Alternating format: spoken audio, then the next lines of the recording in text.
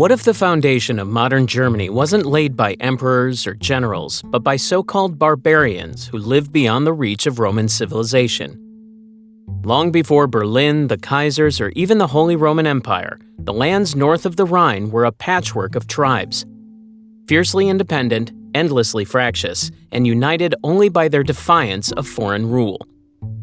To the Romans, they were an enigma, both savage and strategic, chaotic yet capable of truly remarkable unity when threatened. Over centuries, as empires expanded and collapsed, these peoples evolved, absorbing faith, trade, and warfare into a distinct cultural fabric. When Charlemagne finally drew them together beneath one cross and one crown, he wasn't creating something new so much as forging together what centuries of conflict had already prepared. This is the story of how chaos, conquest, and cultural fusion turned scattered tribes into the roots of one of Europe's most enduring powers. Long before the boundaries and cities that later defined Germany, the land was home to people whose survival depended on rhythm and resourcefulness. During the Paleolithic era, small groups of hunter-gatherers followed herds of reindeer and wild horses across the northern plains, adapting to climates that shifted between ice and thaw. They left behind little more than stone tools and faint traces of campsites near rivers and forests. Yet these remnants tell us they had an understanding of mobility, cooperation, and seasonal movement that shaped the character of settlement in this region for thousands of years. As the Ice Age ebbed, the environment softened, forests spread, and with the warmer air came new ways of life.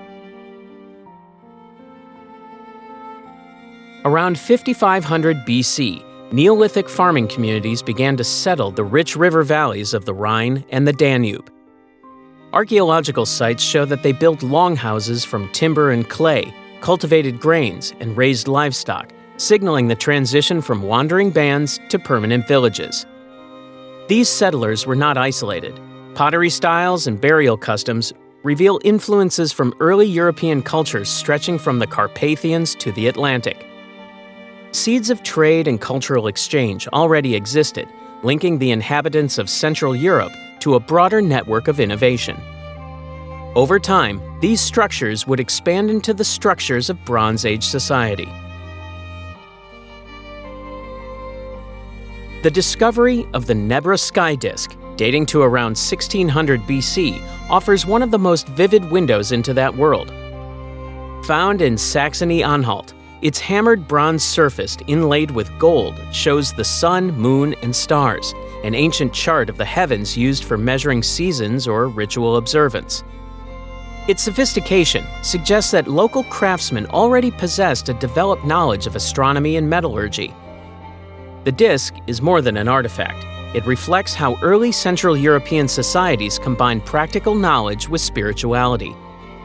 Objects like this hint at organized leadership and shared belief systems that gave meaning to the natural cycles surrounding them. By the Bronze Age, these communities were part of a far-reaching trade system, moving amber from the Baltic, copper from the Alps, and tin from Cornwall. Such materials passed through rivers and forest paths that tied the continent together. Settlements grew around these arteries of exchange, often positioned near strategic routes or mineral deposits. Along with wealth came social hierarchy. Burial mounds and fortified hilltops marked the presence of elites who commanded labor and resources. Though no written language existed, the evidence of craftsmanship, agriculture, and ritual practice shows a society already defined by cooperation and competition. Climate shifts between about 1200 and 800 BC brought cooler weather and crop stress, pushing populations to migrate and adapt. It was in this dynamic environment that the ancestors of the Germanic peoples began to take shape.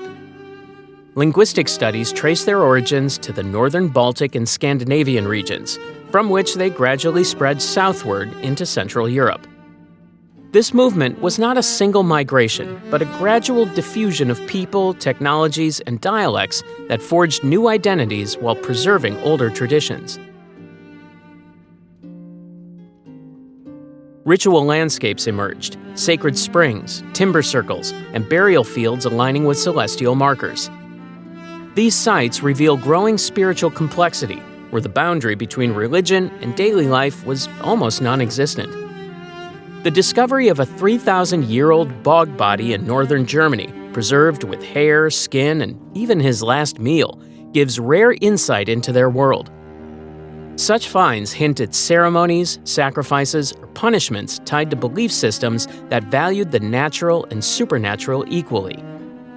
Every artifact, from polished axes to gold ornaments, records not a primitive age, but the gradual shaping of culture, language, and identity that set the foundation for the Germanic world yet to come. By 500 BC, the lands stretching from the Baltic coast to the upper Danube were home to a diverse patchwork of tribes that Roman authors would later call Germanic. Groups such as the Suebi, Cherusci, Goths, and Vandals spoke related languages, shared similar warrior customs, and organized themselves around kinship rather than centralized rule. Their society valued loyalty and courage. Leadership was earned through personal strength and the ability to command followers in war. Small tribal assemblies debated decisions, while clan ties governed justice and alliance. Farming, herding, and seasonal raiding sustained a population spread across dense forests and open plains.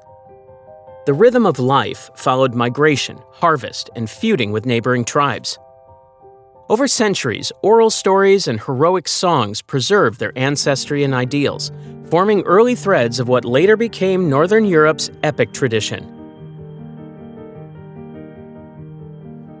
When the expanding Roman Empire approached their borders in the late 1st century BC, contact between the two worlds became frequent and uneasy. To the Romans, the region beyond the Rhine and the Danube was a frontier without order, a place they called Germania. The landscape was dense with forests and wetlands that limited Rome's advance, though its merchants and soldiers ventured in search of slaves, hides, and amber. The Germanic tribes, observing Rome's discipline and wealth, alternated between resistance and cooperation. Trade passed across the frontier as fast as hostility returned. Roman coins and pottery have been found deep within tribal territories, evidence of exchange and diplomacy that coexisted with war. This fragile balance shattered in 9 AD during the Battle of the Teutoburg Forest. There, a Cheruscan chieftain, known to later Germans as Hermann, led an alliance of tribes against 3 Roman legions. Having served under Roman command, Arminius knew their tactics. Luring them into narrow woodland paths, his forces attacked during heavy rain, turning the terrain into an advantage. The ambush wiped out roughly 20,000 soldiers, halting Rome's expansion east of the Rhine. The shock in Rome led Emperor Augustus to abandon plans of permanent conquest in Germania. Instead, a fortified line of camps and watchtowers emerged along the rivers, creating a frontier that marked both separation and connection. For nearly 4 centuries, that frontier defined interaction between the empire and its northern neighbors. Roman forts like those at Cologne and Mainz evolved into towns filled with traders, artisans, and soldiers from across the empire. Germanic envoys visited these outposts, sometimes pledging loyalty in return for gifts or land. Many young warriors served in Roman auxiliary units, adopting weapons, tactics, and even Latin terminology that would one day influence the structure of early medieval armies. Long exposure to Rome taught the tribes more than warfare. It introduced legal customs, measurement, and the circulation of money. Cultural exchange was constant. Roman glassware, amphorae of wine, and decorative brooches traveled north, traded for amber, furs, and enslaved captives. These exchanges did not erase tribal identity. Instead, they deepened contrast between the disciplined empire and the loosely allied Germanic world. Within that contrast grew a sense of independence preserved through legend. Oral storytellers celebrated leaders who defied Rome, anchoring memory in mythic tales that would evolve centuries later into stories like the Nibelungen saga. Some details recorded by Roman observers reveal the human side of this encounter, such as warriors who fixed goose feathers to their hair, believing the spirits of the birds made them swifter in battle. To Roman chroniclers, this belief seemed absurd, yet it reflected a deeper worldview where courage and the natural world intertwined. By the 4th century AD, the frontier had become porous. Trade intensified, intermarriage occurred, and mercenary service blurred the difference between Roman and Germanic soldiers. Yet, on both sides, identity hardened through contrast. The empire saw its northern frontier as a necessary boundary, while the tribes beyond it drew strength from resistance and autonomy. From that long rivalry grew a shared history, one that shaped the lands destined to become the heart of medieval Germany. As the 4th century drew to a close, the Roman Empire began to unravel under immense pressure from within and without. Provinces that had long relied on imperial defense started breaking away, leaving space for new peoples to move in. Across the forests and plains of Central and Northern Europe, Germanic tribes that had once lived along the Roman borders began to migrate south and west. Some were pushed by hunger or cold. Others were drawn by the promise of land and stability. The weakening of Roman authority created a vacuum across Europe, and entire populations shifted in search of identity. The movement of peoples during this time was not a single invasion, but a series of migrations spanning generations. Among the most prominent were the Visigoths, who had settled along the Danube under Roman permission before rebelling when mistreated by imperial officers. Their leader, Alaric, led them toward Italy in search of recognition and payment once promised by Rome. When diplomacy failed, his army marched on the ancient capital itself. In 410 AD, the Visigoths entered and sacked Rome, the first time in nearly 800 years that the city had fallen to a foreign army. For much of the ancient world, this event symbolized the empire's spiritual collapse more than its physical one. Yet, even as the city burned, the Visigoths saw themselves not as destroyers, but as inheritors of a long legacy they intended to preserve in new forms. Farther east, the Ostrogoths, close relatives of the Visigoths, felt the same pressures. They were at first under the domination of the Huns, nomadic warriors who swept out of the Eurasian steppe, uniting diverse tribes under Attila's command. The arrival of the Huns set off a chain reaction. Germanic tribes fled westward into Roman territories, some seeking asylum, others taking advantage of the empire's fractured defenses. The Vandals moved through Gaul and into Spain, continuing finally into North Africa, where they established their own kingdom along Rome's former grain supply routes. The Lombards, later arrivals, migrated south into the Italian peninsula, leaving their linguistic mark on regions that still carry their name. These movements were not chaotic wanderings. They represented calculated efforts by tribal leaders to secure land, food, and legitimacy amid imperial decline. As power passed from distant emperors to local warlords, the old tribal councils gave way to hereditary kingship. Warriors pledged loyalty not to an abstract empire, but to individuals who could reward them with land and protection. Gradually, these emerging rulers began to imitate Roman structures. They maintained Roman laws where useful, collected taxes, and supported the church to solidify their rule. Latin words entered Germanic dialects, Roman styles appeared in weapons and jewelry, and Christianity spread along trade and migration routes. The result was not the destruction of Roman civilization, but its transformation. The fusion of Roman and Germanic traditions created a new cultural map for Europe, one that blended Latin literacy with northern customs and personal governance with divine kingship. When, in 476 AD, the Germanic general Odoacer deposed the young Emperor Romulus Augustulus, there was little resistance. Rome no longer held the power to command even its own armies. Odoacer sent the imperial insignia to Constantinople with a message that one emperor was enough for the Roman world. It was a gesture of political realism more than rebellion. The Western Empire ended, but the foundations of the medieval order had begun to form. The world that followed no longer called itself Roman, yet its heart still beat with its heritage, guided now by peoples who once stood outside its frontiers. In the centuries after Rome's collapse, a new power began to take shape among the Germanic peoples of Western Europe, the Franks. Originally a loose confederation of tribes living along the Rhine, they expanded their influence under the leadership of the Merovingian dynasty. Their early rulers blended old tribal customs with Roman administrative habits, creating a hybrid system that could adapt to the changing landscape of post-Roman Europe. From this foundation emerged a figure who would define the next stage of European history, Clovis I. Clovis, who ruled from 481 to 511, united the disparate Frankish clans through warfare, marriage, and diplomacy. He defeated rival kingdoms in Gaul, subduing both Germanic and Roman populations under his control. His most significant decision came not on the battlefield, but in faith, his conversion to Christianity.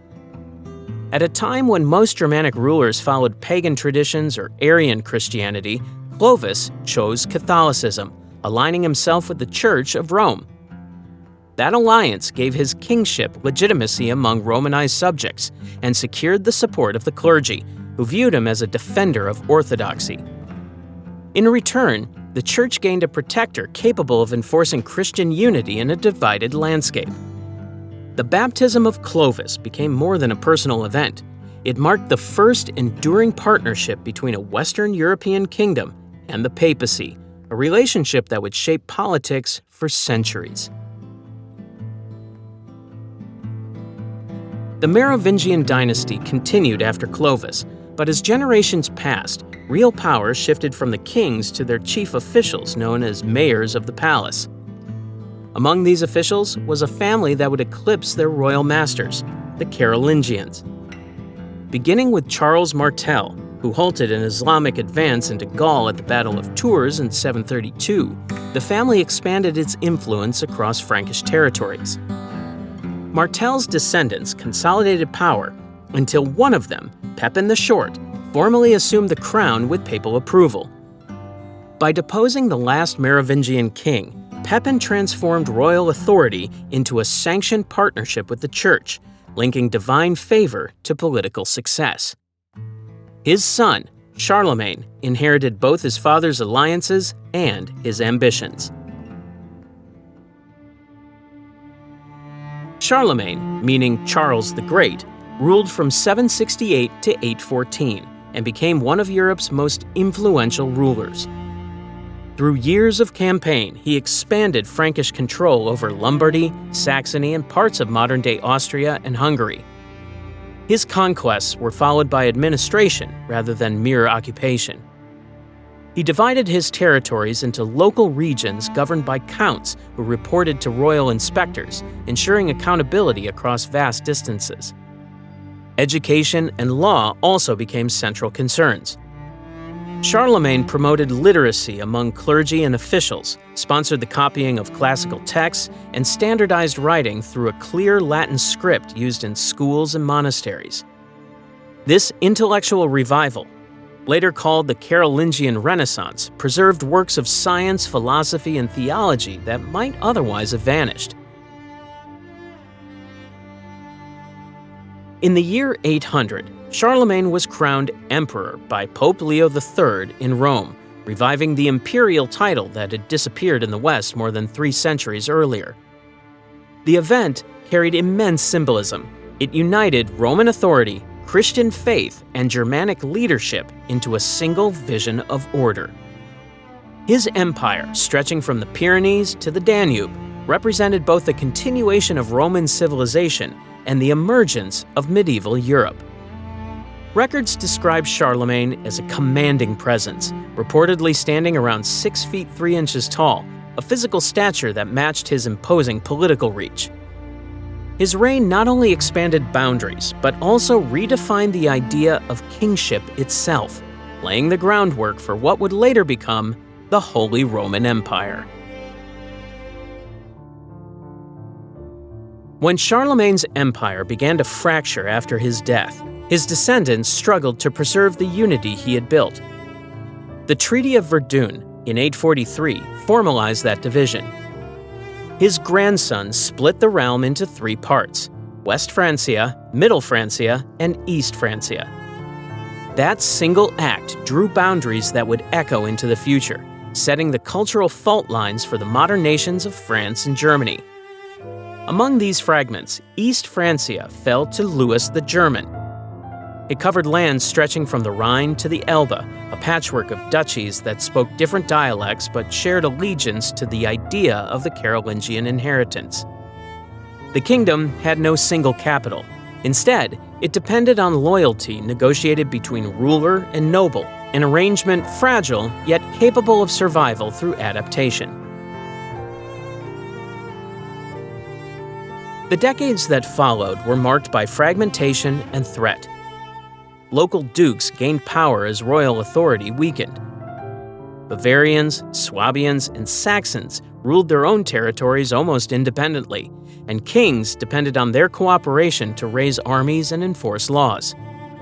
Outside, the pressures were relentless. To the east came the Magyars, skilled horse archers raiding the plains of Bavaria and Thuringia. From the north, Viking ships entered the river systems, attacking towns and monasteries. Slavic groups advanced from the forest beyond the Elbe. In this landscape of shifting alliances and constant defense, unity seemed unlikely. Yet within that disorder, the institutions of kingship evolved.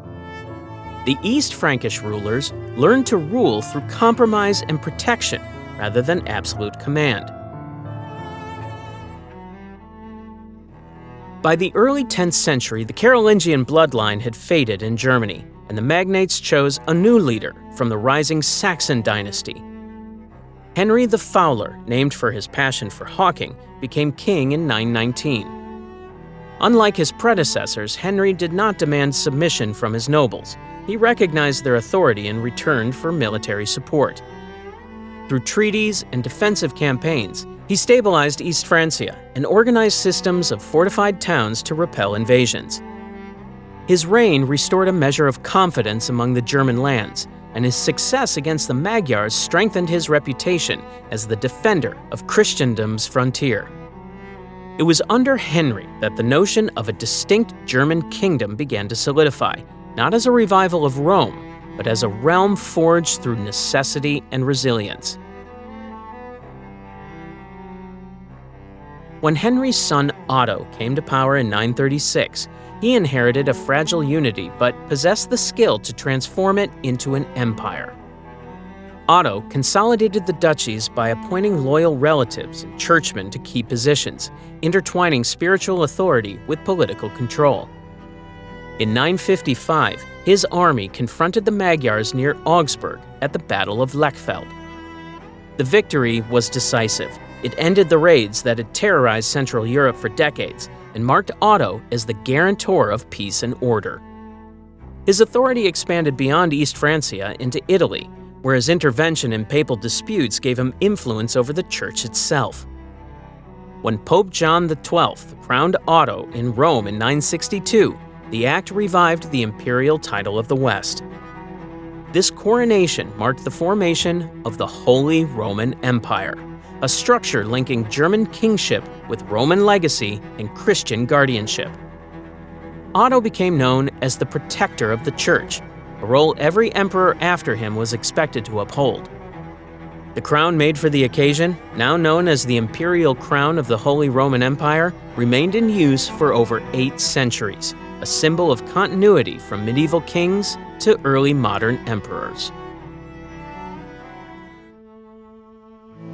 By the late 10th century, the Holy Roman Empire had become less a single state and more a web of loyalties connecting emperors, dukes, bishops, and nobles. Authority flowed downward through personal bonds rather than centralized rule. This arrangement, known as feudalism, relied on a balance of service and protection. The emperor granted lands and privileges to local rulers, who in turn pledged soldiers and allegiance. In practice, however, these oaths often shifted with circumstance. Power depended on negotiation, favor, and kinship. Local dukes commanded their own courts, raised armies, and minted coins, while bishops managed estates that rivaled any nobles. The empire stretched across much of Central Europe, yet it held together less by law than by shared interest in stability and divine order. The Ottonian dynasty, descended from Otto the Great, dominated the 10th and early 11th centuries. Its rulers continued his policy of ruling through the church, appointing bishops and abbots who owed loyalty to the crown rather than hereditary families. This system strengthened imperial authority, but it also bound it tightly to the church's fortunes. By the time of the Salian emperors in the 11th century, that balance began to falter. As the papacy reasserted independence, conflict emerged over who had the right to appoint bishops, a dispute that came to define medieval Europe. The crisis came to a head in the investiture controversy between Emperor Henry IV and Pope Gregory VII. Both claimed the power to invest church officials with the symbols of office. To the emperor, control over appointments meant preserving political unity. To the pope, it was a matter of spiritual integrity free from secular influence. When Gregory excommunicated Henry, the emperor's authority collapsed overnight. Nobles rebelled, bishops withdrew support, and his reign stood on the brink of ruin. In January 1077, Henry undertook a journey across the Alps to seek absolution. At Canossa in northern Italy, he waited outside the papal fortress barefoot in the snow for 3 days before receiving forgiveness. This event became a defining image of the medieval balance between earthly and divine power, humiliation as the price of reconciliation. In the following decades, emperors continued to wrestle with the church and their own nobles for dominance. By the 12th century, Frederick I, known as Barbarossa, sought to restore the splendor of the imperial title. Crowned emperor in 1155, he combined vigorous campaigns in Italy with administrative reforms at home. He enforced laws that strengthened royal justice, confirmed the autonomy of some cities, and used symbolic ceremony to project continuity with ancient Rome. His rule rekindled the idea of a unified empire, even as its political reality remained fragmented. Frederick's death in 1190 during the Third Crusade only deepened his mythic status. Legends later claim that he never truly died, but sleeps within a mountain, his red beard still growing, destined to awaken when Germany requires him. Meanwhile, the empire's internal map grew ever more complex. Feudal lords, abbots, and free cities gained self-governing rights, turning Germany into a mosaic of principalities. Stone castles dotted the landscape as symbols of authority and defense. Knightly orders emerged, blending monastic discipline with martial duty. A distinct German form of chivalric culture developed, praising service, honor, and loyalty within a moral framework shaped by Christian ideals. These centuries of negotiated power left the empire resilient yet divided, a realm bound together less by command than by tradition. By the 13th century, Germany's power no longer rested only in castles or imperial courts. It had begun to shift toward the towns that lined its coasts and rivers. Merchants, craftsmen, and ship owners replaced nobles and knights as the key movers of wealth. Trade had become the new measure of stability, and cities learned that cooperation across borders could bring more profit than loyalty to a distant ruler. Out of this expanding network grew the Hanseatic League, an alliance of more than 200 trading cities that dominated northern European commerce from the Baltic to the North Sea. At its height, the League connected Lübeck, Hamburg, Bremen, Danzig, Riga, and Novgorod, joining them into an organized system of mutual defense and common law. The League began informally, as merchants from these cities banded together for protection against pirates and tolls imposed by local lords. Lübeck stood at its center, its position on the Baltic making it a natural hub for ships traveling between Scandinavia, the Low Countries, and Western Russia. Agreements between cities standardized weights, measures, and contracts, allowing trade to move efficiently even where languages and currencies differed.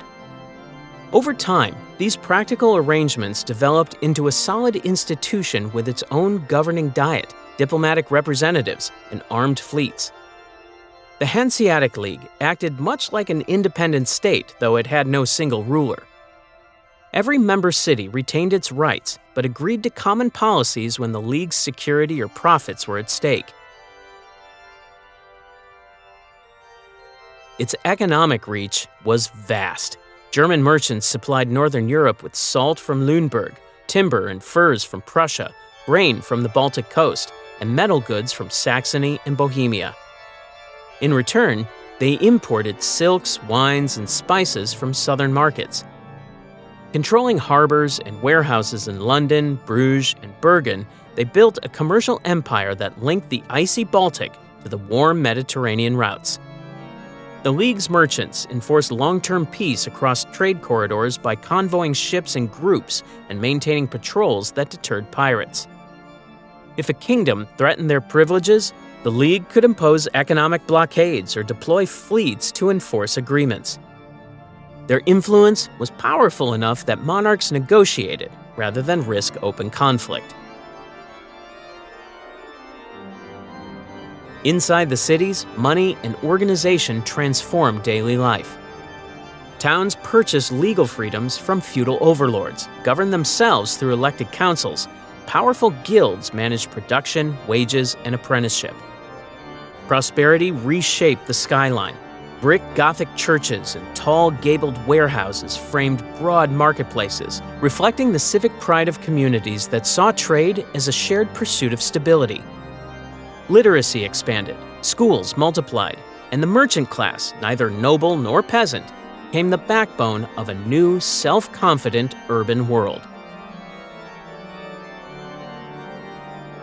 By the end of the 15th century, however, the world around the League began to change.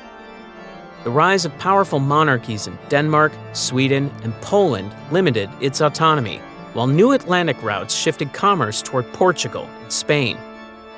The League's dominance waned, though its cities remained wealthy and independent.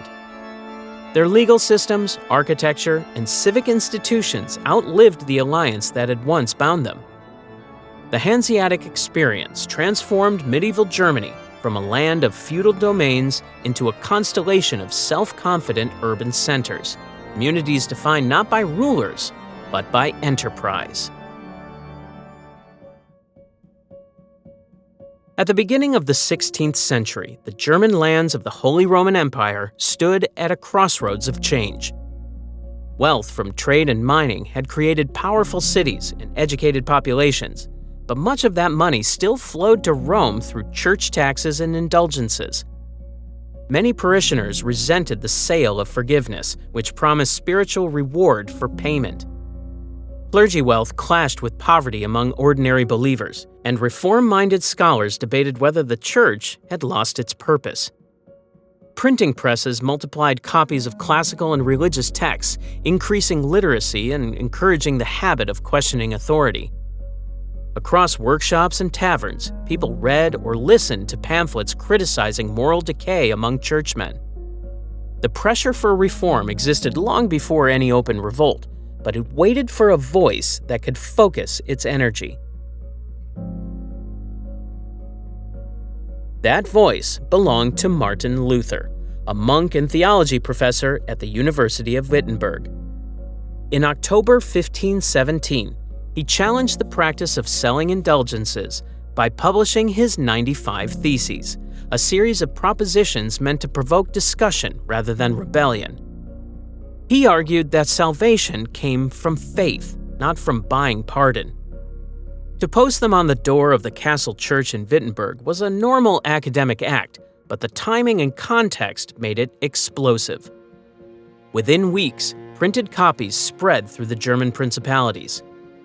Printers, sensing opportunity, reproduced them for a public hungry for reform. The new technology turned what might have been a local dispute into a continental debate, uniting moral outrage with intellectual curiosity. For the next several years, Luther defended his views against theologians and papal envoys. His writings, translated from Latin into vernacular German, reached educated townspeople and rural clergy alike. They argued that every believer could approach Scripture directly without the mediation of priests. In 1521, the conflict reached its peak at the Diet of Worms, where Emperor Charles V presided over an assembly demanding Luther's recantation. He refused, declaring, "Here I stand, I can do no other." The defiance made him a symbol of conscience over obedience. Though declared an outlaw, he found protection under Prince Frederick of Saxony, who hid him in Wartburg Castle. During his seclusion, Luther translated the New Testament into German, a work whose clear language helped standardize the tongue itself and gave ordinary readers access to the Bible on their own terms. The upheaval spread quickly. Many German princes adopted Lutheranism for conviction, but also because it allowed them independence from both emperor and pope. Monasteries closed, church lands were seized, and new state churches arose under regional control. Yet reform also unleashed unrest. Radical groups, inspired by promises of spiritual equality, demanded social change. The Peasants' War of 1524 to 1525 erupted across much of southwestern Germany, devastating towns and countryside before being crushed by princely armies. Even more radical sects, such as the Anabaptists, rejected both church and crown authority altogether, alarming rulers who feared anarchy as much as heresy. Efforts to reconcile faith and order led eventually to negotiation. The Peace of Augsburg in 1555 ended decades of turmoil by granting each ruler the right to determine the religion of his territory under the principle known as cuius regio, eius religio. It permitted coexistence, but confirmed division, establishing separate confessional states within the empire. Still, the movement had done more than split belief. Through printing, education, and translation, it awakened a new sense of individual spiritual responsibility and national speech. Germany's transformation from a medieval realm of obedient faith to a community of contested ideas had begun, carried forward by a monk whose pen reshaped an age. By the early 17th century, the Holy Roman Empire was a fractured collection of territories held together more by legacy than unity. The Peace of Augsburg, signed in 1555, had temporarily ended religious conflict by allowing rulers to choose between Catholicism and Lutheranism for their lands. Yet that compromise left deep fault lines. Calvinism, which had since spread across parts of Germany and the Netherlands, was not recognized in the agreement. As emperors from the House of Habsburg pushed for renewed Catholic influence, Protestant rulers braced for confrontation. Political ambition sharpened the divide, turning the empire into a tinderbox of religious and territorial rivalry. Tensions ignited in the Bohemian capital of Prague in 1618. When Protestant nobles, fearing the loss of their rights, confronted imperial officials representing the Catholic king, the meeting ended violently. They seized two of the king's envoys and threw them from a high window of Prague Castle. The men survived the 30-meter fall, an accident both sides treated as a sign of divine judgment. This defenestration of Prague set off a revolt that quickly spread through Bohemia and beyond, beginning what became known as the 30 Years' War, one of the most destructive conflicts in European history. At first, the war was a local rebellion against imperial rule. Bohemian forces elected their own Protestant king and faced Catholic armies loyal to Emperor Ferdinand II. Early victories by Catholic forces seemed to crush the revolt, but the conflict refused to fade. Lutheran and Calvinist princes across northern Germany began to arm in solidarity. The Protestant cause soon found powerful allies outside the empire. The intervention of Denmark in the 1620s transformed the struggle into an international contest, and although the Danish campaign failed, the arrival of new players ensured that the war's flames kept spreading. In 1630, Sweden's King Gustavus Adolphus entered the war from the north. A skilled strategist and reformer of military tactics, he reorganized his forces around mobility and disciplined firepower, using lighter artillery and coordinated infantry movements that revolutionized warfare. His army swept across Germany, defeating imperial troops and briefly appearing to reverse Catholic dominance. Gustavus Adolphus's death in battle at Lutzen in 1632 turned him into a Protestant martyr, but his legacy endured through the systems he built. As the conflict dragged on, religion became only one dimension of a much larger struggle. France, a Catholic kingdom, wary of Habsburg power encircling its borders, joined on the Protestant side to weaken its rival. Spain entered to defend its dynastic connection to Austria, and German territories chose allegiance based on survival rather than creed. Towns changed hands repeatedly. Armies lived off the land, leaving famine and disease in their wake. Chroniclers described entire regions abandoned to ruin. Germany's population shrank by nearly 1/3, an outcome visible in burned villages, empty churches, and silent trade routes. When exhaustion finally forced peace, delegates from across Europe convened in the Westphalian cities of Münster and Osnabrück. The negotiations lasted from 1643 to 1648, conducted in languages, couriers, and ceremonies designed to keep quarrels from collapsing talks. The resulting Peace of Westphalia ended the 30 Years' War, redrew frontiers, and recognized the sovereignty of each state, acknowledging that princes could rule without interference from emperor or pope. This settlement weakened the Holy Roman Empire, transforming it into a collection of semi-independent states. The diplomats who crafted the treaty established practices of international negotiation still used centuries later. The process took 5 years and marked the first real attempt to balance power through diplomacy rather than conquest, shaping the political order that would define Europe's future. In the decades after the Peace of Westphalia, the German lands lay divided into hundreds of duchies, bishoprics, and free cities. Each guarded its own laws, armies, and taxes, rebuilding slowly from the devastation of war. Commerce resumed along the rivers. Old fortresses were patched with new walls, and towns repopulated their markets. Yet the Holy Roman Empire now existed mostly as a symbol. Authority rested in regional hands, where dynasties sought survival through careful diplomacy and military strength.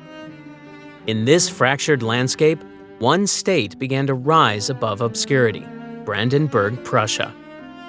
Lying at the crossroads between the North Sea and the Polish plains, it lacked natural defenses but possessed rulers willing to compensate through discipline and calculation. The Hohenzollern dynasty, which ruled Brandenburg since the 15th century, recognized that geography offered both danger and opportunity.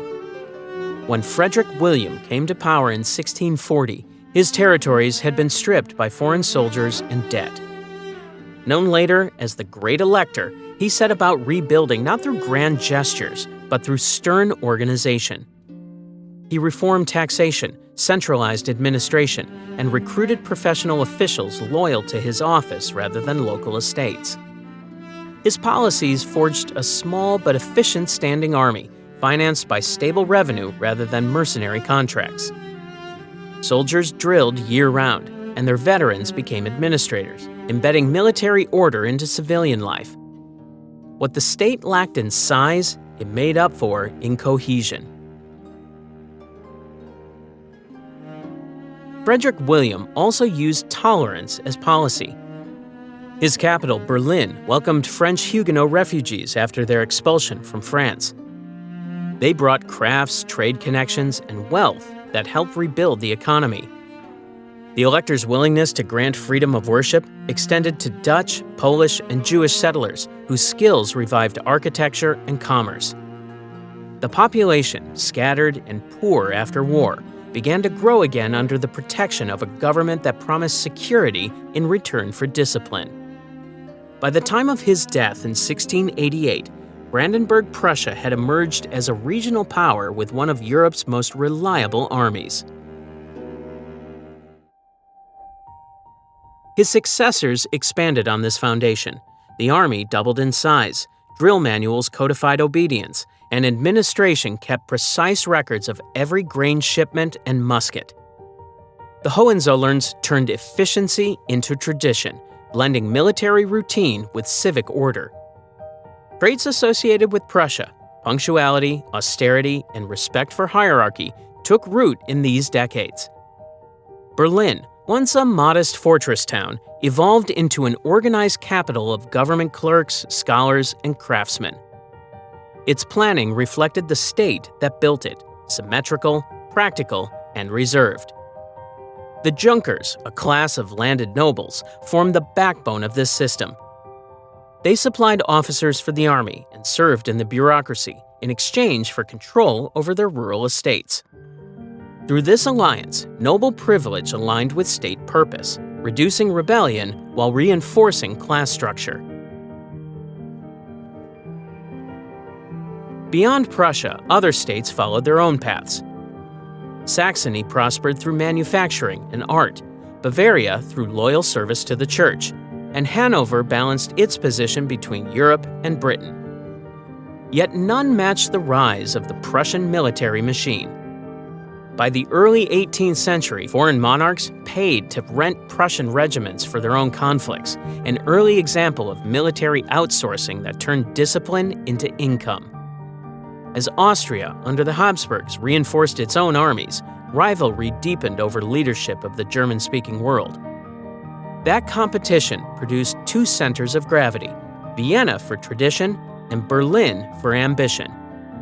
Within a century of Westphalia, the balance of power in Central Europe had shifted, and Prussia stood ready to redefine what it meant to be German. In 1740, a 28-year-old prince named Frederick II took the throne of Prussia and began reshaping a modest northern kingdom into a European force that would command both fear and admiration. His reign lasted 46 years, and during that time, Prussia became known not only for the precision of its armies, but for the intellect of its ruler. Frederick came to power prepared for struggle. Within months of his accession, he faced the War of the Austrian Succession, where he seized Silesia from Austria, a bold move that startled every court in Europe. The campaign revealed his remarkable grasp of strategy and his ability to see the battlefield as a chessboard. He relied on discipline, mobility, and speed rather than sheer numbers, using these qualities to hold his own against larger, wealthier enemies. When the 7 Years' War erupted in 1756, Prussia stood against a coalition that included Austria, France, and Russia. For 7 punishing years, Frederick marched at the head of his troops, often directing battles within firing range. His army endured devastating losses, but refused to break. Against all odds, he managed to keep Prussia intact, relying on strict organization, tireless drilling, and an almost mathematical attention to timing on the field. These wars earned him the title Frederick the Great, but they also left his country exhausted and deeper in debt. Yet out of that endurance came new respect for the tiny kingdom wedged between greater powers. What set Frederick apart was not warfare alone. He embodied the spirit of the Enlightenment while holding absolute authority, a paradox the philosophers of his time called enlightened despotism. He promised religious tolerance, simplified the laws, and overhauled government administration so that merit mattered more than birth. Schools multiplied under his rule, and the civil service became known for its efficiency instead of its corruption. Frederick saw governance as a moral duty, claiming that the king existed to serve the state, not the other way around. It was an unusual stance in an age when most monarchs treated their realms as personal property. Frederick maintained a lifelong dialogue with Europe's leading thinkers, none more famous than Voltaire. Their exchanges filled volumes and reflected a shared fascination with reason, literature, and liberty, though their friendship often faltered under Frederick's sharp wit and insistence on control.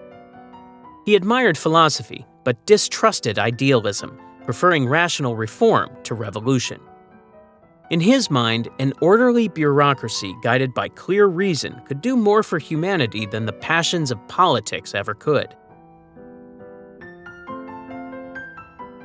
His victories turned Prussia into a recognized great power, rivaling Austria's authority within the German world. The image of the disciplined Prussian soldier became the measure of military professionalism, while Berlin began to grow into a cultural center of ideas, science, and music. Frederick himself composed flute sonatas and maintained an orchestra at court, writing melodies even during times of war. At his retreat at Sanssouci Palace in Potsdam, he designed gardens and buildings that reflected his taste for balance and refinement, a physical counterpart to his philosophy of reasoned order. Intent by leading by example, he dressed plainly and worked long hours reviewing reports, correspondence, and designs. He welcomed thinkers but expected obedience, and he applied the same strictness to himself that he demanded of others. Legends tell of him surviving assassination attempts and returning to compose music within days, as if determined to show that discipline could master fate. Through war, reform, and intellect, Frederick left behind a state that combined the rigor of the soldier with the mind of the philosopher, an inheritance that would guide the German lands for generations to come. In 1789, revolution erupted in France and began to erode the foundations of monarchic Europe. The ideas of liberty, equality, and citizenship spread outward like a shockwave, threatening every crowned head across the continent. For the loose collection of hundreds of German states within the Holy Roman Empire, the revolution's message was a source of both inspiration and alarm. Intellectuals discussed the new political philosophies, but rulers feared their subjects might soon demand similar freedoms. The German princes watched as France's monarchy collapsed, army officers defected, and a young general named Napoleon Bonaparte rose from obscurity, promising stability through conquest.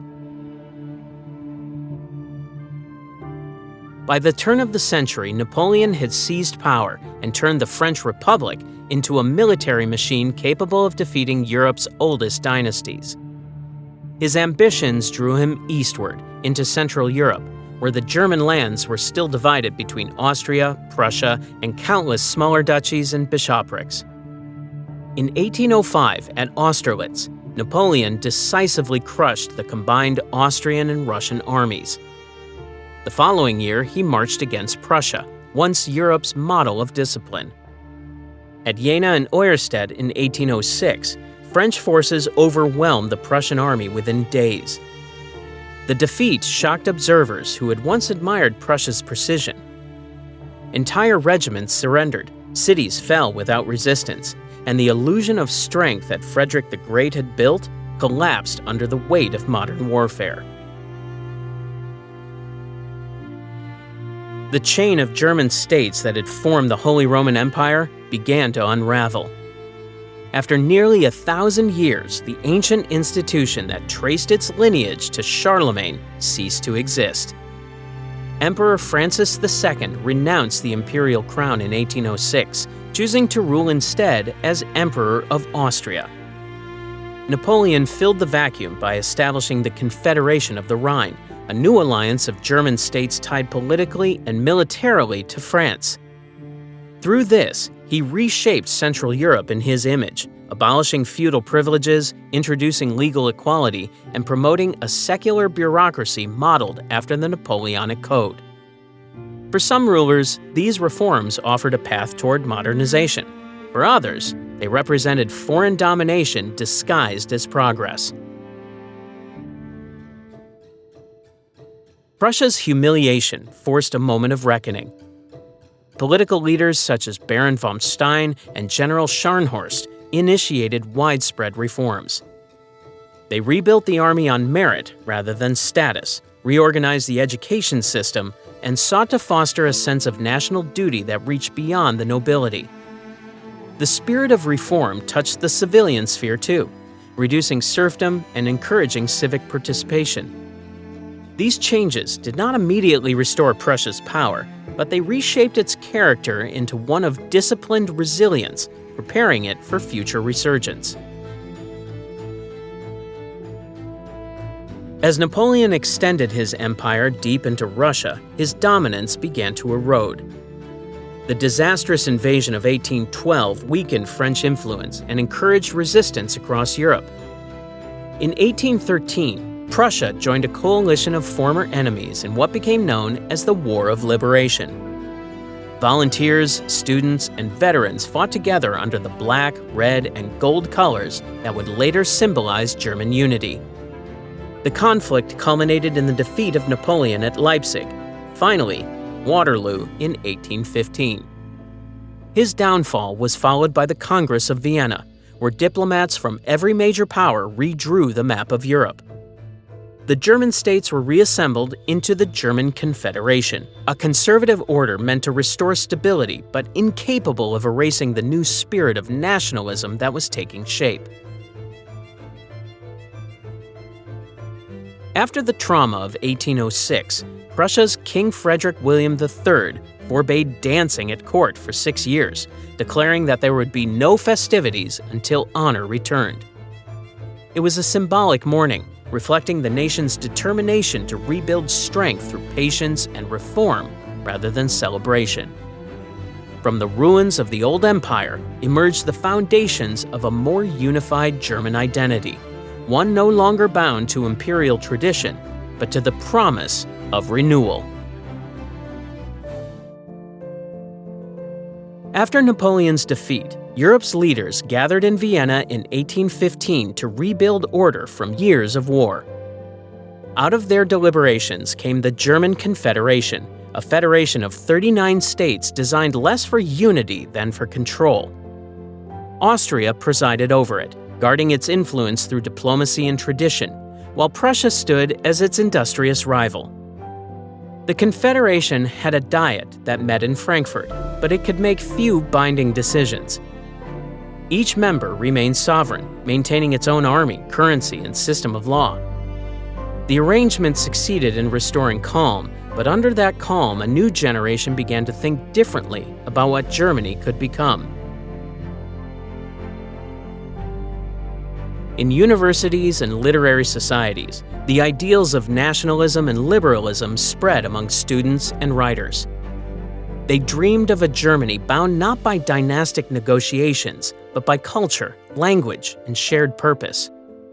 Carlsbad decrees and secret police tried to suppress their meetings, yet conversations about constitutions and civil rights continued behind closed doors. Romantic poets and historians envisioned a past of heroes and unity that never truly existed, but now served as inspiration for the future. The gap between conservative rulers and idealistic youth widened as censorship tightened, urging reformers to push their messages through pamphlets, journals, and classroom debates. While politics stagnated, industry advanced. Across the coal fields of the Ruhr and the forges of Silesia, the beginnings of the Industrial Revolution took hold. Small workshops grew into manufactories, powered first by water and later by steam. Ironworks turned out rails and engines, while new chemical methods improved textiles and dyes. Towns expanded rapidly, drawing farmers into an urban working class that lived in cramped quarters but found steady employment and new social connections. Steamships appeared on the Rhine, linking markets that had once been days apart. By the 1830s, Germany's landscape bristled with smokestacks and rail lines, signaling a shift from agrarian tradition to mechanical progress. Among the most significant developments was the Zollverein, established in 1834 under Prussian leadership. It removed internal customs barriers and standardized weights, measures, and tariffs across most of the German states, excluding Austria. For merchants, this meant smoother trade routes and predictable costs. For Prussia, it was an instrument of influence, binding smaller states to its economic system even without political union. The Zollverein's network of commerce created habits of cooperation that would later make true unification conceivable. Roads and railways followed trade, and new industries grew around key junctions, producing locomotives, tools, and weaponry that strengthened both economy and defense. Culturally, the period was no less active. Romanticism encouraged a turn toward emotion and national heritage, giving rise to the music of Beethoven and the later works of Schumann and Mendelssohn. Writers such as Goethe and Schiller were read across every province, their themes of freedom and destiny echoing in lecture halls and opera houses. Philosophers explored idealism and reason, tying intellectual life to questions of politics and identity. The ferment of ideas helped define what being German meant beyond borders or bureaucracy. Modern life, however, brought strain. Factory labor created hour-long shifts and demanding conditions. Craftsmen feared losing their livelihoods to machines. Cities struggled to provide clean water and housing, while social divisions grew between owners and workers. Calls for representation increased, drawing both liberal reformers and radical thinkers into shared cause. Students gathered to sing political songs, workers held meetings discussing fairness in employment, and middle-class professionals drafted petitions for constitutional rule. When the first long-distance railway opened between Nuremberg and Fürth in 1835, people called it a fire wagon miracle. 6 kilometers of iron tracks symbolized something larger, the sense that Germany was moving faster than its rulers could manage, propelled by industry, learning, and the relentless promise of change. In 1848, protests broke out across the German states, triggered by food shortages, rising unemployment, and demands for political reform.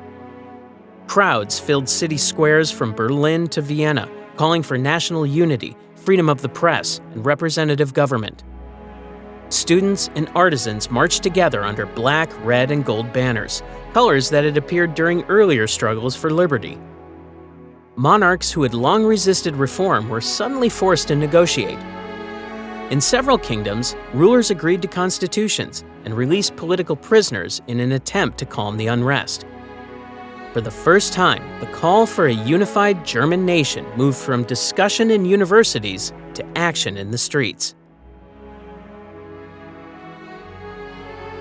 Out of this groundswell came the Frankfurt Parliament, convened in May 1848. Nearly 600 delegates from across the German lands gathered in St. Paul's Church, determined to draft a constitution for a unified Germany governed by law rather than privilege. Many were professors, lawyers, and writers, men of learning but little political experience. They debated endlessly over what kind of state Germany should become and whether its crown should rest with Austria or Prussia. Their sessions were filled with idealism and intellectual energy, producing a draft that envisioned civil liberties and parliamentary authority. Yet the parliament lacked real power. Armies remained loyal to their kings, and when uprisings in the streets turned violent, the liberal leaders hesitated, unwilling to risk open confrontation. By 1849, the movement fractured.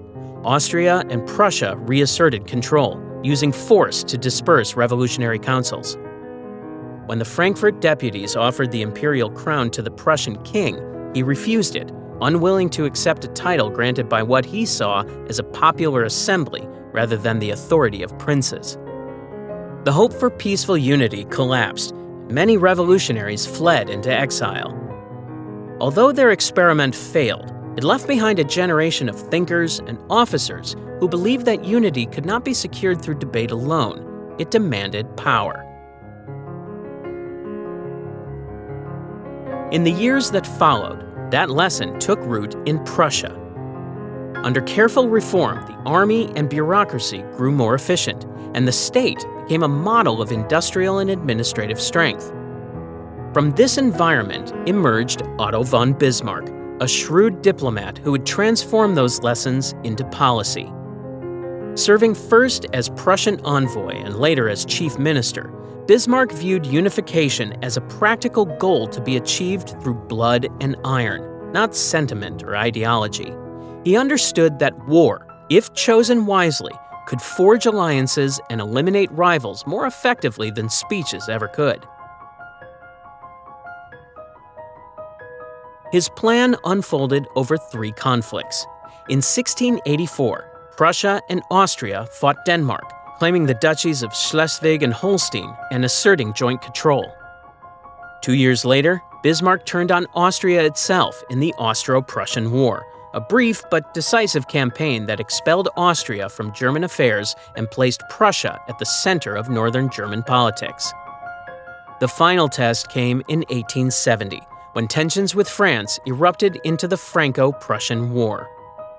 The conflict united the southern German states behind Prussia's leadership and created a surge of shared national pride. When the war ended in victory, unity was no longer a dream. The states that had once resisted cooperation now celebrated together. Bismarck's restraint after the defeat of Austria, quote, "a peace that lasts, not revenge that festers," helped cement his position as Europe's power broker.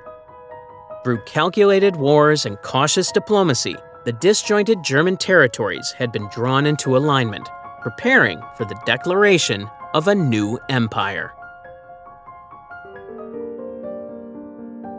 In January 1871, inside the glittering Hall of Mirrors at the Palace of Versailles, King Wilhelm I of Prussia stood before assembled princes and generals to accept a crown that symbolized the triumph of decades of effort.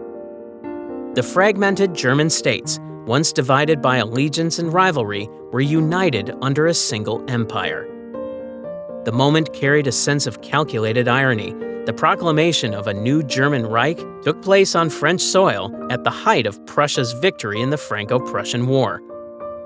Otto von Bismarck, the architect of that unification, stood nearby in his plain military uniform, watching as the centuries-long question of who would lead the German world was finally answered. As the first chancellor of the new empire, Bismarck's task was to turn military triumph into political stability. He balanced the ambitions of kingdoms and duchies that had joined reluctantly, maintaining Prussian leadership through persuasion and control rather than direct rule. Under his administration, a federal structure emerged. Local rulers retained authority over their realms, yet ultimate power rested with the Kaiser and the imperial government in Berlin. Bismarck worked methodically, constructing a bureaucracy that valued discipline, secrecy, and detailed record-keeping. His approach reflected his belief that governing required calculation, not sentiment. One of his few public remarks summed up that philosophy. Quote, "The great questions of the time will not be resolved by speeches and majority decisions, but by iron and blood." Meanwhile, the empire entered a period of rapid expansion that transformed its economy. Germany became a workshop of Europe, producing coal from the Ruhr, steel from the Saar, and machines that powered factories turning raw material into finished goods. By the 1880s, it led the continent in chemical research, precision tools, and electrical engineering. Railways connected industrial centers to ports, new cities grew around mines and mills, and the flow of capital and labor created a middle class that defined modern life. Industrialization also altered daily routines. Workers lived in concentrated communities. Hours were measured by whistles rather than daylight, and education prepared young people for technical professions. In foreign affairs, Bismarck followed a path he called realpolitik, a deliberate strategy aimed at preventing the rise of enemies through a network of treaties. He secured alliances with Austria-Hungary and Russia to keep peace in the East and formed agreements intended to isolate France diplomatically. For nearly 2 decades, his web of commitments preserved balance, allowing Germany to build quietly behind a facade of caution. Yet internally, Bismarck faced different battles. The Kulturkampf, his campaign against political influence from the Catholic Church, sought to impose state authority over education and marriage. At the same time, he introduced the first social welfare measures in Europe, including health and accident insurance, to counter the growing socialist movement among industrial workers. His policies blended pragmatism with control, using reform as a tool to secure loyalty rather than grant equality. When Kaiser Wilhelm II dismissed Bismarck in 1890, the empire entered a new phase. The young ruler abandoned cautious diplomacy and pursued grander ambitions. He expanded Germany's navy to rival Britain's and sought colonies in Africa and the Pacific, proclaiming a destiny of global influence. Industrial might fed military confidence, while patriotism flourished in schools and newspapers. Beneath the confidence, however, tensions deepened. Class divisions sharpened, cities grew restless, and rival powers began to view Germany's rise with suspicion. By the eve of the 20th century, the empire stood at its peak, wealthy, educated, and formidable, yet surrounded by the unease that hinted at greater struggles ahead. The summer of 1914 began with a political crisis that spiraled into a global war. The assassination of Archduke Franz Ferdinand in Sarajevo set off alliances that had been quietly waiting for a reason to act. Austria-Hungary declared war on Serbia, Russia mobilized in defense of its ally, and within days, Germany moved to support its partner Austria. It was a chain reaction that no one could stop. To many Germans, the war promised unity and purpose. Crowds filled the streets of Berlin cheering for what they believed would be a short, decisive campaign that would prove their country's strength among the great powers. Kaiser Wilhelm II placed his faith in a plan designed years earlier by the General Staff. The Schlieffen Plan called for a rapid strike through neutral Belgium to encircle and defeat France before Russia could fully deploy its armies in the east. The idea relied on speed and precision, using Germany's railway system to move men and supplies with clockwork coordination. Early victories gave confidence that the gamble might succeed. By the end of August 1914, German armies were deep inside Belgium and northern France. But resistance stiffened near the Marne, where Allied counterattacks forced a retreat and ended hopes for a quick victory. Both sides dug in, and the Western Front froze into hundreds of kilometers of trenches stretching from the Channel coast to Switzerland.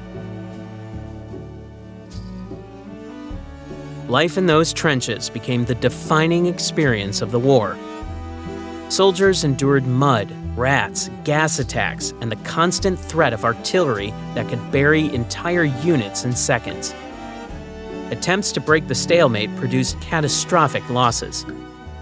Machine guns and barbed wire made traditional charges suicidal, while poison gas turned the air itself into a weapon. At Verdun in 1916 and the Somme later that year, the scale of killing reached levels no one had imagined possible. Each battle consumed thousands of lives for a few hundred meters of ground. The front line became a laboratory of industrial death, where factories produced shells faster than troops could fire them. In the east, German forces achieved more success against Russia, capturing vast territories and millions of prisoners. Yet, these victories did not bring peace. Britain's naval blockades starved the Central Powers of food and raw materials. Imports of grain and medicine dwindled, and civilians began to feel the effects. Bread was rationed, coal grew scarce in the winter, substitutes replaced everyday goods. Food riots erupted in major cities, and strikes broke out as factories struggled to keep production going. Patriotic enthusiasm faded into exhaustion. By 1917, Germany faced new challenges. The United States entered the war after repeated submarine attacks on shipping, tipping the balance toward the Allies. Attempts to deliver a final blow on the Western Front in 1918 failed as fresh American troops arrived. The German army, stretched thin and deprived of supplies, began to retreat. On the home front, mutinies spread throughout the Navy, workers demanded peace, and faith in the Kaiser vanished. In November, Wilhelm II abdicated and fled into exile. The new government signed an armistice to halt the fighting. The Treaty of Versailles the following year imposed harsh penalties, reparations, territorial losses, and limits on the military. For many Germans, it felt less like peace and more like punishment. Soldiers returning from the front often learned of defeat only when ordered to stop fighting, stunned that the invincible army had fallen. From imperial pride came disillusionment, leaving a nation searching for direction in the ruins of its first modern war. Germany's first experiment with democracy began in turmoil. When the Kaiser abdicated in 1918 and the war ended, the new leaders proclaimed a republic from the city of Weimar. They inherited a nation exhausted by conflict, blockaded by shortages, and bitter over defeat. Veterans returned home to unemployment and uncertainty, while strikes and street battles divided cities between radicals on the left and nationalists on the right. The Constitution drafted in Weimar created a parliamentary system that promised representation and rights, yet it was born under pressure and lacked deep social roots. Many Germans saw it as an improvised solution rather than a fresh beginning. The Treaty of Versailles made rebuilding even harder. Signed in 1919, it blamed Germany for the war and imposed severe reparations. Large territories were ceded, colonies lost, and the army reduced to a fraction of its former strength. The war guilt clause humiliated the population and became a lasting wound in public opinion. Economic strain from the reparations payments drained the treasury, while new political movements blamed the government for accepting such terms. Paramilitary groups emerged, arguing that betrayal at home, not defeat in the field, had brought the empire down. Violence became common currency in politics. Political violence and economic collapse defined the early republic. Hyperinflation in 1923 wiped out savings and turned wages into paper piles. Workers were paid twice a day so they could spend before prices doubled. To restore order, a new currency and foreign loans brought brief stability, ushering in the so-called Golden Twenties. Berlin pulsed with cabaret, modern art, and scientific progress, yet the prosperity was fragile. The memory of chaos lingered, and politics remained splintered among dozens of parties, fault lines that would widen again when the global crash hit in 1929. The worldwide crash of 1929 reversed every gain. American loans that had stabilized Germany were recalled, factories closed, and unemployment soared beyond 6 million. Small businesses failed, and hunger returned to urban neighborhoods. Frustrated citizens turned away from established parties and gravitated toward extremes. The National Socialist movement, led by Adolf Hitler, promised jobs, national pride, and an end to humiliation. His speeches filled halls, while modern propaganda portrayed him as a man of destiny. Many conservative leaders believed they could harness his popularity for their own purposes, underestimating his control over the movement he created. In January 1933, they invited him into government as chancellor, unaware that they had opened the door to dictatorship.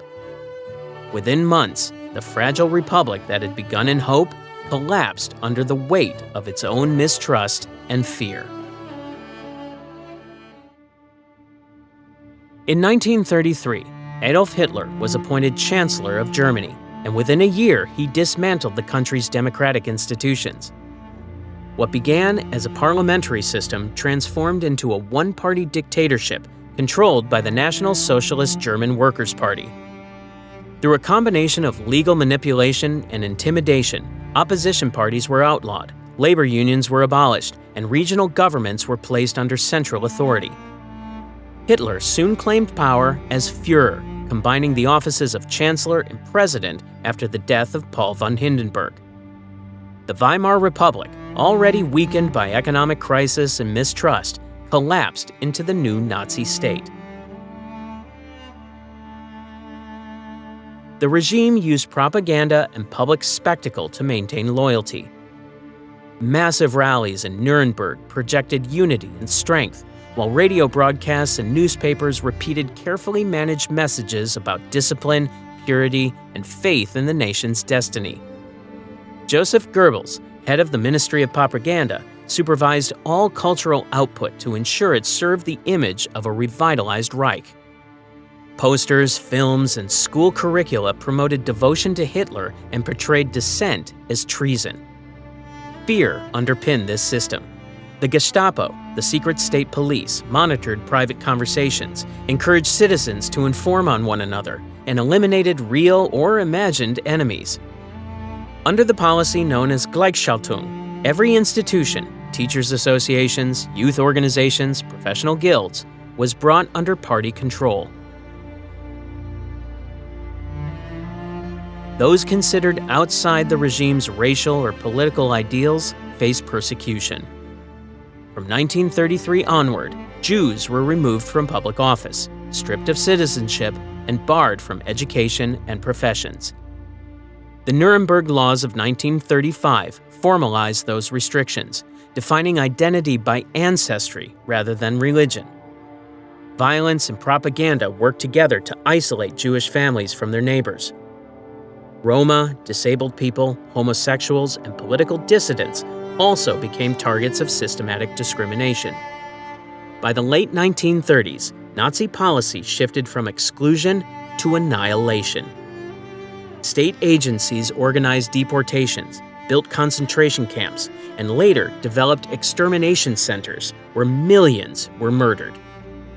What came to be known as the Holocaust accounted for the deaths of 6 million Jews and countless others across occupied Europe. While repression deepened at home, Hitler pursued an aggressive foreign policy that defined the post-war settlement. German troops re-entered the demilitarized Rhineland in 1936, facing no resistance. In 1938, Austria was annexed in what was called the Anschluss, followed months later by the occupation of Czechoslovakia.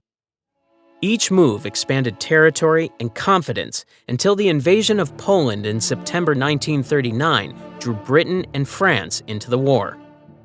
Germany's strategy relied on swift, coordinated assaults, blitzkrieg or lightning war, using tanks, aircraft, and motorized infantry to overwhelm opponents. The tactic produced early victories across Poland, Norway, Denmark, and France, leaving much of Europe under German control by mid-1940. The tide turned slowly. The Battle of Britain exposed the limits of air superiority, and by 1941, the invasion of the Soviet Union opened a vast eastern front that consumed resources and lives. Initially successful, German forces reached the outskirts of Moscow before winter, and resistance halted their advance. Stalingrad in 1943 marked a decisive defeat. As the United States entered the war, the Allies gained momentum, culminating in the D-Day landings of 1944. Allied forces advanced from the west and east as German cities endured overwhelming bombing raids. By April 1945, Soviet troops entered Berlin. Hitler committed suicide in his bunker. The German government surrendered soon after. When the surviving population emerged from the ruins, the country was divided into occupation zones controlled by the Allies. Towns lay in rubble, industries destroyed, and millions displaced. The extent of the regime's crimes became evident as concentration camps were liberated and documentation revealed the scale of organized murder. The legacy of totalitarian rule left both shame and disbelief among those who had lived under it. The Autobahn, expanded under the Nazis to demonstrate progress, had been intended as much for moving troops quickly across the Reich as for civilian travel. What remained after 1945 was not the promise of greatness the regime had promised, but the full reckoning of unchecked power and ideological destruction. Post-war Germany lay in ruins. Allied bombing had flattened entire city centers, factories were silent, and millions of people wandered along broken roads searching for food or family. The occupying powers divided the country into 4 zones controlled by the United States, Britain, France, and the Soviet Union. The arrangement was meant to be temporary, but cooperation soon gave way to distrust. Each zone developed under different policies. Western regions encouraged reconstruction and market reforms, while the Soviet zone focused on central control and land redistribution. The once unified capital, Berlin, sat deep inside the Soviet zone, yet was itself split among the Allies, becoming a microcosm of the post-war divide.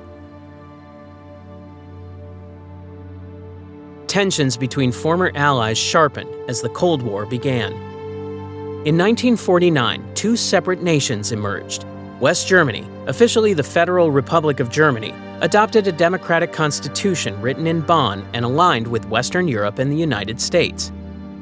East Germany, or the German Democratic Republic, followed the Soviet model of single-party rule and collective ownership. The line between them hardened into a border guarded with watchtowers and fences. Families found themselves on opposite sides, unable to visit or even send letters freely. Berlin, divided but still shared, became the most visible fault line between competing ideologies. By 1961, the constant flight of East Germans seeking better opportunities in the West reached unsustainable levels. The East German government responded overnight by constructing a barrier through Berlin, a high concrete wall topped with barbed wire. Streets were cut in half, rail lines terminated abruptly, and apartment windows overlooking the border were sealed. Armed guards patrolled the wall and issued orders to shoot anyone attempting to cross.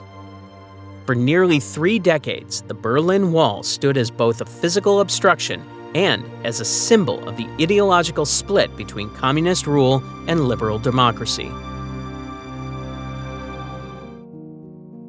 While the East faced shortages and state surveillance, West Germany experienced a remarkable recovery known as the Wirtschaftswunder, or economic miracle. Aid from the American Marshall Plan, combined with skilled labor and industrial discipline, revived production within a few years. Rebuilt factories used modern techniques, exports surged, and consumer goods returned to stores. Cities once reduced to rubble filled with cranes and new construction, and a generation that had grown up in ruin found stability through work. In contrast, East Germany's planned economy limited private enterprise and prioritized heavy industry over consumer needs. The Stasi, the State Security Service maintained one of the most extensive surveillance networks in the world, ensuring political loyalty through intimidation and secrecy. Despite the fear, many East Germans tried to escape. Some tunneled beneath the wall. Others constructed makeshift hot air balloons or rammed vehicles through checkpoints. A few succeeded and became symbols of defiance, while others were captured or killed in the attempt. Such stories circulated worldwide, illustrating how an artificial border could not suppress human determination. In the West, reconciliation replaced revenge. West Germany joined NATO and later became a founding member of the European Community. The award-winning policy of Ostpolitik, led by Chancellor Willy Brandt, sought to ease tensions through dialogue. His silent kneel at a memorial in Warsaw in 1970 became a gesture of humility recognized far beyond politics. By the late 1980s, change swept across the Eastern Bloc. Soviet leader Mikhail Gorbachev's reforms encouraged openness and negotiation, weakening the old order. In East Germany, protests spread as citizens demanded freedom of movement. On November 9, 1989, confusion during a press conference led an official to announce that crossings would open, quote, immediately. Crowds gathered at checkpoints, guards stepped aside, and the Berlin Wall opened not by decree, but by collective momentum. Germany's long division began to close that night as thousands crossed freely for the first time in a generation. On October 3, 1990, the divided halves of Germany formally united to create a single democratic nation for the first time in almost half a century. The date became a national holiday, marking not conquest, but reunion, and streets filled with people waving the same flag on both sides of what had been the Berlin Wall. After 45 years of separation, East and West resumed one civic identity under the basic law of the Federal Republic. The following months brought celebration and uncertainty in equal measure. The border crossings vanished, but invisible differences remained. Habits, institutions, and expectations shaped by contrasting systems that would take decades to reconcile.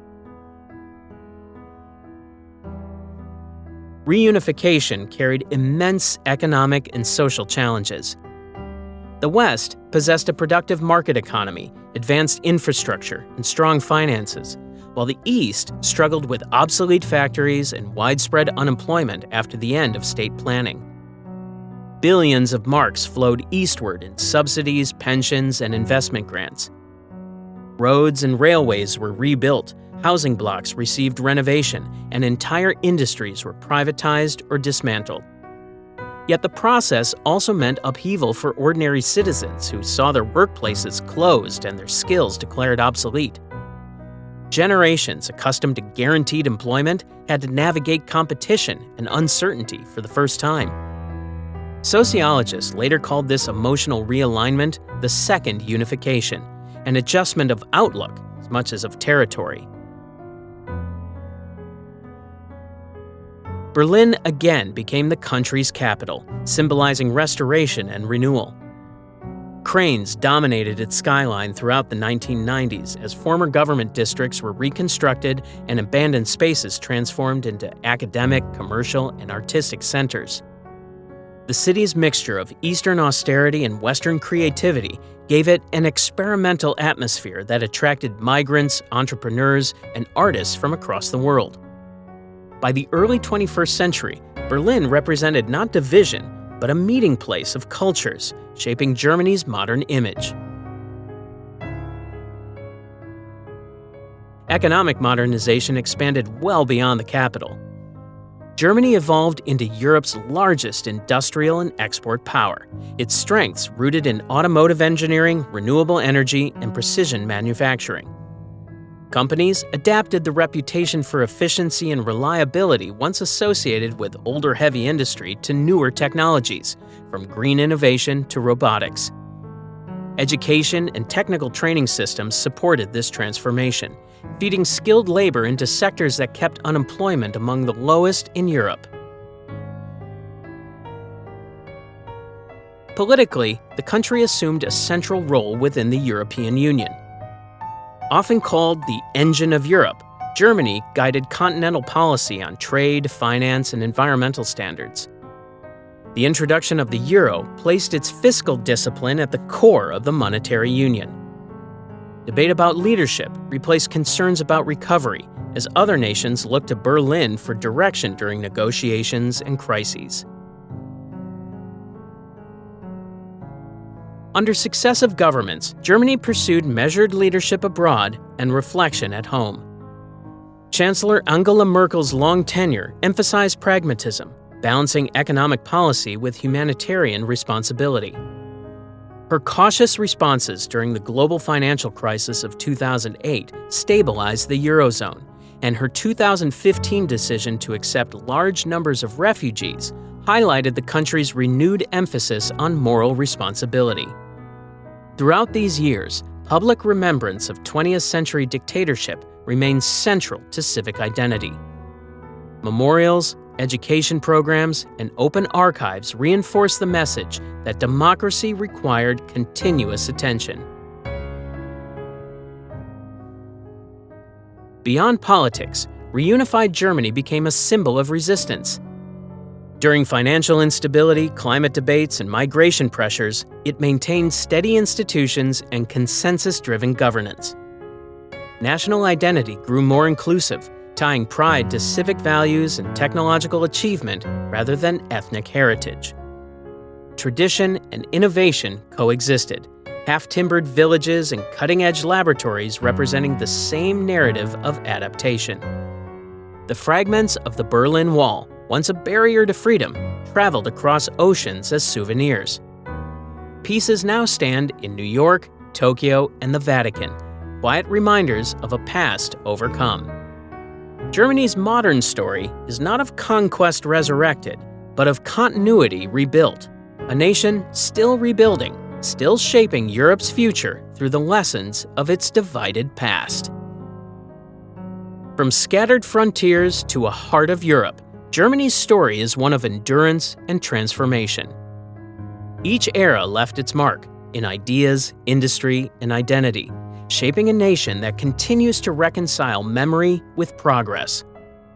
History here is not a straight line, but a rhythm of collapse and renewal, and through it all, Germany endures. Not defined by what it has conquered, but by what it has overcome.